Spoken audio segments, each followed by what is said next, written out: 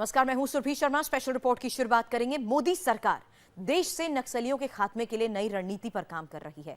इसी रणनीति के तहत नक्सलियों के खिलाफ एक बड़ा ऑपरेशन चलाया जाएगा। इस ऑपरेशन की कमान पूर्व आईपीएस ऑफिसर के विजय कुमार को सौंपी गई है। के विजय कुमार इस ऑपरेशन में स्पेशल एडवाइजर की भूमिका में होंगे। आपको बता दें कि 3 राज्यों के लिए मुसीबत बने चंदन तस्कर वीरप्पन का खात्मा भी के विजय कुमार ने ही किया था। अब एक बार फिर से के विजय कुमार को नई जिम्मेदारी सौंपी जा रही है। इस ऑपरेशन का क्या है लक्ष्य और कैसे इसे दिया जाएगा अंजाम, इस बारे में के विजय कुमार ने इंडिया टीवी संवाददाता मनीष प्रसाद से की एक्सक्लूसिव बातचीत।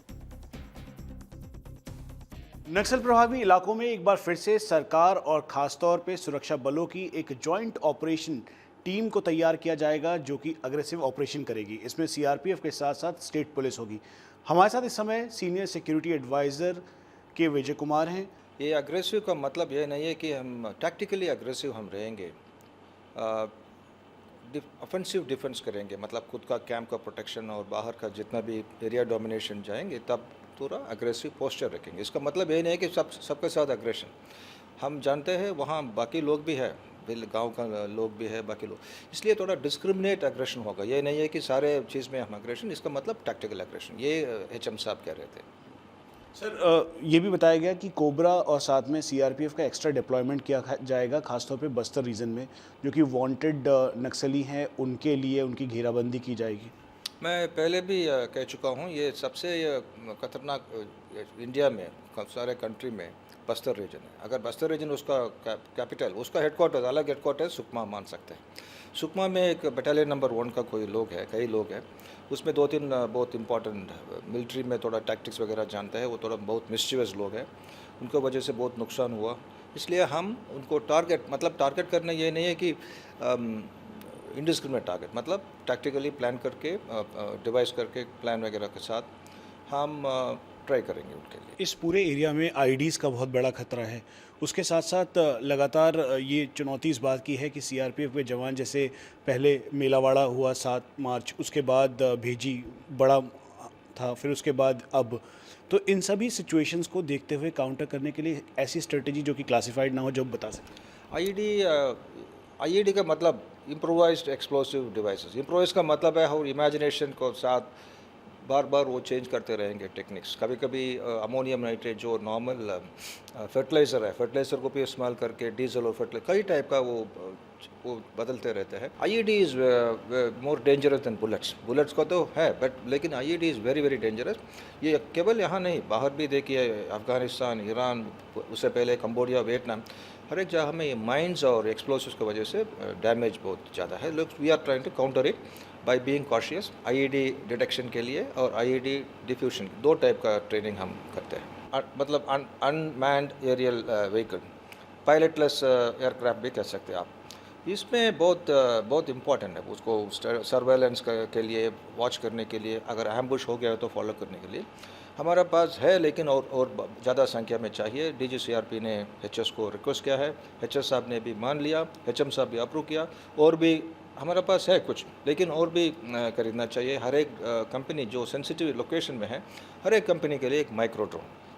खासतौर पे बस्तर रीजन और साथ में एलडब्ल्यूई के जो डोमिनेटिंग एरियाज़ हैं, जहाँ पे नक्सली इस समय काफ़ी बड़ी मात्रा में हैं, वहाँ पर लगातार जो सिक्योरिटी फोर्सेस हैं उन्होंने कहा यूएवी के बारे में और एयर सपोर्ट के बारे में, ये कितना इंपॉर्टेंट है और गेम चेंजर साबित हो?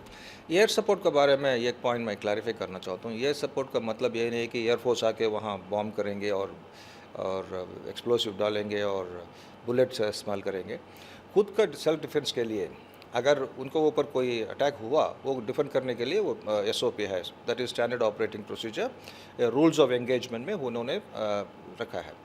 उसके अलावा वो मेडिकल इवैक्यूएशन, अगर मान लीजिए हमारा तरफ कुछ नुकसान हुआ, केवल हमारा तरफ नहीं, हम कभी कभी नक्सलियों को भी हमारा हेलीकॉप्टर में प्रायोरिटी दे के हम लेके गए। ये पब्लिक बहुत लोग जानते नहीं, जब सरकीगुड़ा में 4 साल पहले हुआ था, उसमें फर्स्ट ट्रिप में जो लोग थे, लोकल लोग, वो कोलेट्रल में डैमेज, उनको पहले निकाला गया। उसमें एक नक्सली भी शामिल, दो नक्सली भी शामिल थे।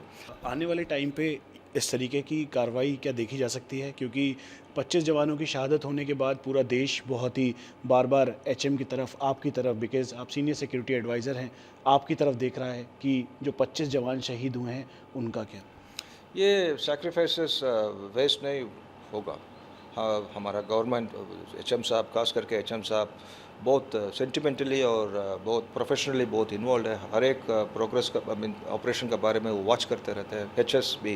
LWE एरिया में एक्शन कब दिखेगा? क्या अब वेट एंड वॉच है या पूरी घेराबंदी करके, खास तौर पे जैसे हिडिमा हो गया या फिर गणपति वीके और ये जो बड़े नक्सल लीडर्स हैं जो कि इनको मोटिवेट कर रहे हैं वहाँ पे, उनके खिलाफ कार्रवाई की जाए? कभी कभी लीडरशिप का टारगेट करना इंपॉर्टेंट है, लेकिन सोल्जरशिप को भी टारगेट करना इंपॉर्टेंट है। अभी वैसे ही रिक्रूटमेंट का नंबर बहुत कम हो गया।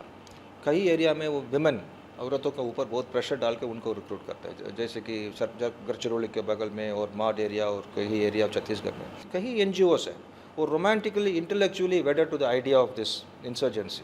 वो लोग कहते हैं ये इनको पूरा, जब हमारा ऊपर नुकसान हो तो ये शब्द भी वो नहीं बोलते, लेकिन जब उनका ये हो गया, immediately शोर मचा। This is something very important. In perception management, we need to convey to the people why we are there. We are there for governance, not for corporate, not for anything else. For governance, for improvement to reach. कहीं area में कोई mines भी नहीं है, वहाँ सड़क बना के कोई मतलब पब्लिक को रीच करने के लिए। This point should be reaching everybody, and the Home Ministry is at it, and we are confident that the forces will come back.